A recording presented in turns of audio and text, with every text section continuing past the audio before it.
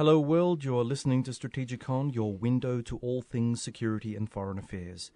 It is Thursday, February 5th, 2015, episode 2.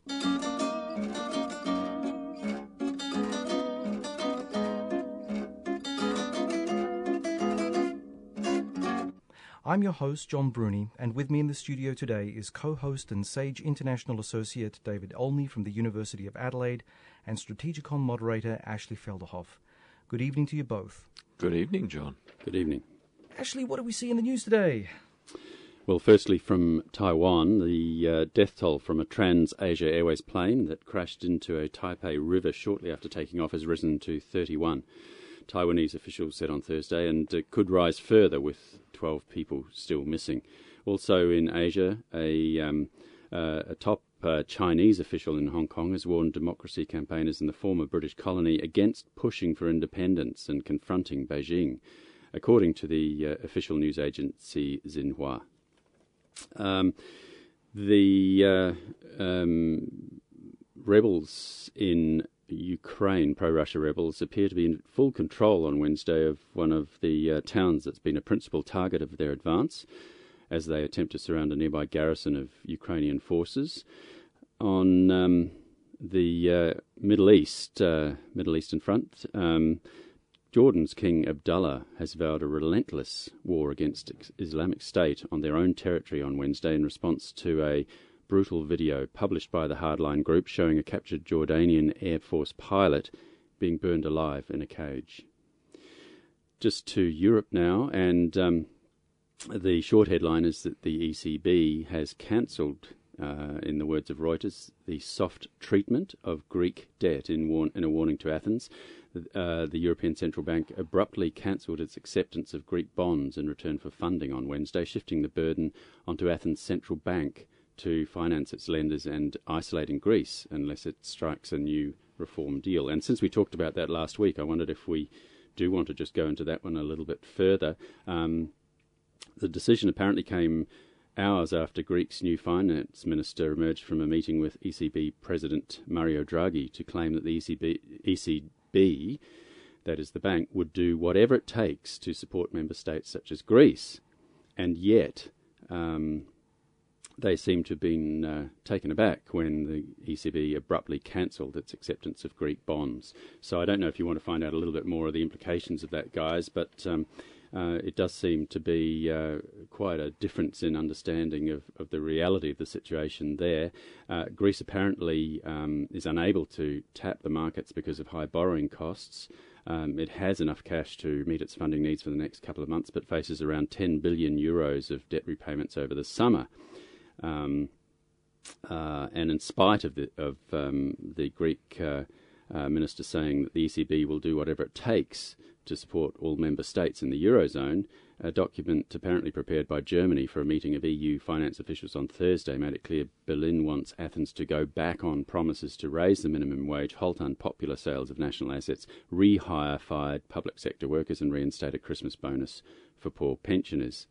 So, seems to be a real mismatch of perceptions on that. Look, I think it's, at the moment, an eyeball-to-eyeball confrontation between the idea of national sovereignty. What is it to be a sovereign nation-state in this thing called the European Union?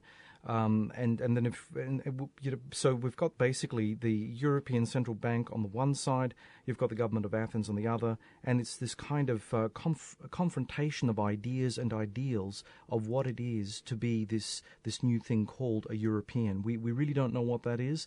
The European Central Bank is the strong arm of the European Union. It is trying to use finance rather than war in order to sort of unify Europeans into a sense of common being, if you will. But I'm not so sure whether or not this is all part of the greater drama being played out in order to find a better accommodation for both the ECB and the government of Athens, or whether or not it is a real split. I think that's still yet to be played out correctly. I'd like to ask David to answer that in a second, but just while you're collecting your thoughts, David, I just want to ask this question of both of you, and it's perhaps slightly provocative, but a cynic would say, or a skeptic perhaps, that or would ask, Are the Greeks not trying to have their cake and eat it too? I mean, you know, they apparently, I don't think there's any dispute about this, fudged their figures to get into the European Union in the first place. They have borrowed billions and billions of dollars via the economic mechanisms of the ECB and the other institutions, and now they're asking for those to be broken because they can't pay their way. The terrible thing seems to be that Europe doesn't want to remember it enabled Greece to have its cake and eat it too. That it understood after the kernels that Greece would need help, and that help was in the form of money, and that money came with very loose strings, and that money was used to paper over massive social and political differences in Greece. And you paper it over with corruption and nepotism. What did you think was going to happen 30 years later when you hand people the money and say, here, just have money and stop desiring to kill each other? The only person who's going to benefit out of all of this at this point is Vladimir Putin going, okay, I haven't got a lot of money left, but I've probably got enough money to buy Greece. Look, I understand what you're saying. I suppose the economic rationalist argument for letting Greece join was that if they manage to raise their standards, we'll make more money from our exports. But the whole thing on the economic front seems to have failed dismally, doesn't it? Anyway. Sure. No, look, I think that was an idealistic hope on behalf of the power brokers in Brussels. They may very well have wanted to have, created a situation whereby they could lift Greece out of the morass. But, again, going back to what David said, they enabled the Greeks to actually have the ramshackle system, go into the European Union project. So really, at what point do you say that the European Union is greatly at fault here for its own concepts being muddled up on the Greek equation, and also other European economies as well? It may not be a question of fault, but transformation. The Europeans started as humanists and idealists who wanted to ensure that a continent wouldn't kill itself again. Humanists and idealists made decisions to tolerate things. Now we have an ECB run by technocrats that know nothing other than their own superiority. Which means that, basically, David, sorry, but it means that people are going to sit back and start rethinking the whole idea of whether or not killing each other is a good idea in the European continent. Because if you have uncaring, unfeeling technocrats riding roughshod over people whose very existences are imperiled because of faceless individuals located, maybe hundreds, if not thousands of kilometres away from where they actually are doing the suffering, it's going to bring out the worst in people's character, surely. Technocrats forget that if you put austerity in place long enough and you cause deflation, you will end up with social and political revolt. That's a historical known. And unfortunately, economists have an incredible tendency of forgetting there's things called people and things called history. Also, I just and we must move on shortly, but I would add that economists have been, in fact, warning almost really since the inception that if you take away individual countries' ability to use their exchange rate to adjust for the imbalances in their economy, there are going to be problems. And I think there are a lot of, moving away perhaps from the political and the foreign affairs aspects, just from an economics point of view, I can guarantee you are plenty of economists who are saying, I told you so. But that's economics as good policy. And it's really annoying when we don't listen to that bit. It's easy enough to ignore technocrats, but to ignore people who are saying, this is a good policy setting. It helps countries to adjust and survive and thrive.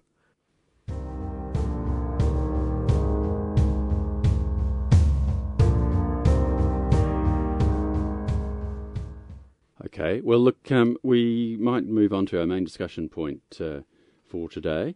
Dominating the headlines this week was the release of Australian journalist Peter Grester, who, while on assignment in Egypt for the Qatari news agency Al Jazeera, was arrested on the charge of news reporting reporting news, in fact, that damaged Egyptian national security. Grester spent 400 days in an Egyptian prison, along with two of his colleagues, dual Canadian-Egyptian national Mohammed Fadel Fahmy and Egyptian national Bahia Mohammed. Fierce lobbying by Al Jazeera and Australian authorities managed to free Grester, who is now safely home in Brisbane. His colleagues' fates, however, remain uncertain. So what led to this situation to begin with? Well, essentially, we have to go to a situation where we have to question the integrity of the news agency Al Jazeera. In the West, we tend to think that Al Jazeera is this harmless BBC-like entity where the journalists serve just the idea of an impartial news broadcast. In actual fact, Al Jazeera is a state-run institution run by the Al Thani government in Doha, in the capital of Qatar. And if you live in the Gulf area, you know that if you live outside of the Qatari, outside of the Qatari borders, you know that other Gulf states do not see Al Jazeera in the same way as we in the West. So I think that has to really filter into this whole situation of why Grester was caught. So Grester was on assignment in Egypt at a time of political turmoil in Cairo. That the Egyptian authorities thought that Grester and his colleagues were doing unfair taking unfair license, essentially, with what was going on the ground in favour of the Muslim Brothers, shouldn't really surprise us in that sense. David, your thoughts? I think it's unfortunate that we conflate a Western face and an Arab news service. You know, what John's saying is absolutely the case. It was very convenient for the Egyptian judiciary to think it could be political, as it has been for 30 to 40 years, take a move on behalf of the state, so to speak, in how it was going to treat journalists, but not to see the implications. So to be a political actor, but to not see political consequences. So we've had a case where for, nearly 8 months, the President of Egypt has been looking for a way to make this problem go away. And the judiciary made such a botched job of it that it was even difficult for a president to tidy up the mess. I think that the issue here has something to do with the fact that the Egyptian authorities themselves run a very Byzantine kind of bureaucratic process, which unless you've been to Egypt and have confronted it, you really can't quite get your head around. When you go to Egypt, levels of bureaucracy there are so hard and fast. I mean, we hear talk about red tape as, you know, if it's something of a crisis every time we walk into a local government agency. But in Egypt, I mean, red tape there can literally do you in. I mean, if you happen to be in the wrong place at the wrong time and want a fair go from local authorities, you're in a hiding to nowhere, I can tell you right now. All right. Well, look, I wonder if we want to continue on that one, because there is, if either of you have any other points to make, please do. Otherwise, there's just one more point I'd like us to just briefly investigate in 5 or so minutes. The news item that I read out earlier about a top China official in Hong Kong warning against confronting Beijing. I don't know about you guys, but I have to say I was just slightly surprised, a few weeks back with the demonstrations that there might, that certainly felt there was the potential for perhaps the veiled hand of the mainland to strike harder than was in fact the case. Do either of you have any perspectives on how this has been bubbling along and whether it's likely to erupt again? It's been very interesting. I've been listening to one of the Hong Kong radio stations as much as I can to get a sense of the coverage, how carefully they've been covering what's going on, and how carefully the student leaders have been putting together anything they say. And I think it's been very difficult for the mainland government to deal with the media and with the students effectively, because the media and the students are so switched on. They know just how to push far enough to make their point, but to not cross to the point where the state can legitimise an extreme response. And I think the tension is building on all sides, but probably more for the Chinese government than for the students or for the media. They've got more to lose. In terms of their reputation, obviously. Reputation, and that they can't control their citizens. Across China, social unrest is gradually growing. We get more and more reports filtering out in the West. And Hong Kong, which has residual colonial institutions, which make it a bit easier for media to run and be clever, a bit easier for students to learn how to effectively stand up to the state in as brave a way as possible, but not in a foolhardy way. it's very hard for the Chinese government to work out exactly how to control Hong Kong. I'm just wondering how long this tension will maintain itself before things spiral out of control. At some point, one side or the other will have to blink.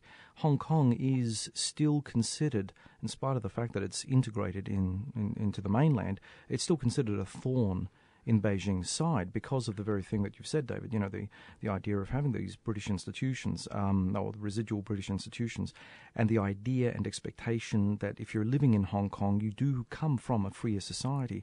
So what are we looking at here? A slow burn? Or are we going to be seeing something much more catastrophic for China? I think China's great fear is that it is a slow burn.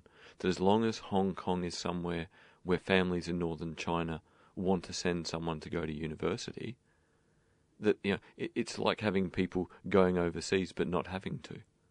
The cost of going to Hong Kong to get an education is not horrific, comparatively speaking, and yet its exposure to all these different ways of thinking, these different ways of becoming political, different ways of gaining agency, even in the limited form that is tolerant.